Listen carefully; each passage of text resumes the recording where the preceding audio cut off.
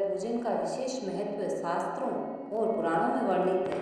धरती माता का व्रत और पूजन करते समय धरती माता की कहानी सुनी जाती है। जो भी व्यक्ति सच्चे मन से धरती माता की पूजा करता है उसे पाप कर्मों से छुटकारा मिलता है। धरती माता की कहानी सुनने से ही व्यक्ति की मनोकामनाएं पूर्ण होती है। धरती माता की कहानी प्राचीन समय की बात है। एक गांव में एक माँ और उसका बेटा बेटी रहा करते थे। माँ गरीब थी, वह मजदूरी करके अपने परिवार का पेट भरती थी। धीरे धीरे दिन गुजरते गए और बच्चे बड़े होने लगे। बेटी शादी के योग्य हो गई तब माँ बूढ़ी हो गई। माँ ने अपने बेटे से कहा कि बेटा, तेरी बहन शादी योग्य हो गई है, इसलिए तेरे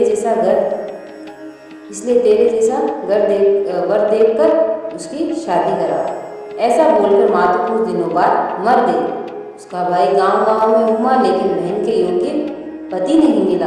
वह घूम घूम कर थक गया और एक दिन सोचने लगा, मेरे जैसा तो इस दुनिया में कोई है ही नहीं, इसलिए मैं ही शादी कर लेता हूँ। ऐसा सोचकर वह चुनरी और शादी के लिए सब सामान ले आया। तब उसकी बहन ने पूछा कि भाई, तुम ये सब सामान लेकर क्यों आए हो? तब उसके भाई ने कहा कि बहन, ये सब सामान तुम्हारी शादी के लिए लेके आया हूँ। गांव वालों ने बहन से कहा कि तुम्हारा भाई तुमसे ही शादी करने वाला है। तब बहन ने जाकर अपने भाई से पूछा कि भाई, मेरी शादी किससे कर रहे हो? इस पर भाई ने कोई जवाब नहीं दिया। तब वह बहन समझ गई। उसने एक लोटे में जल लिया, चुनरी ली और चप्पल पहनकर जंगल की तरफ चली गई। जंगल में गाय चराने वाले वालों ने उससे पूछा कि कहाँ जा रही हो? तो वह कुछ नहीं बोली।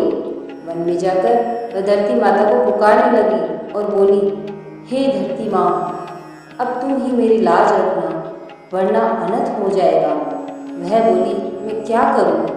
माँ, मुझे अपनी गोद में ले लो, नहीं तो अन्याय हो जाएगा।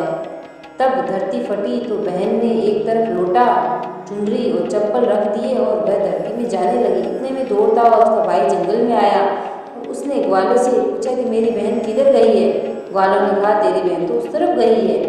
वह बहन बहन पुकारता हुआ उस तरफ दौड़ता है। वह देखता है कि उसकी बहन धरती में समा रही है। यह देखकर वह बहन को पुकारता हुआ उस तरफ दौड़ता है।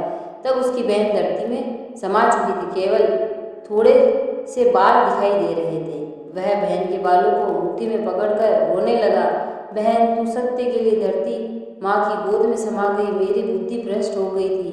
माँ का वचन निभाने के लिए मेरे जैसा कोई वर नहीं मिला, इसलिए ऐसा विचार आया। ऐसा बोलकर वह जोर जोर से रोने लगा। पर धरती माँ ने सत्य के लिए बेटी को अपने में समा लिया। जो बाल बाहर थे वे दो बन गए। इसलिए औरतें धरती माता की कहानी सुनती है और चुनरी चप्पल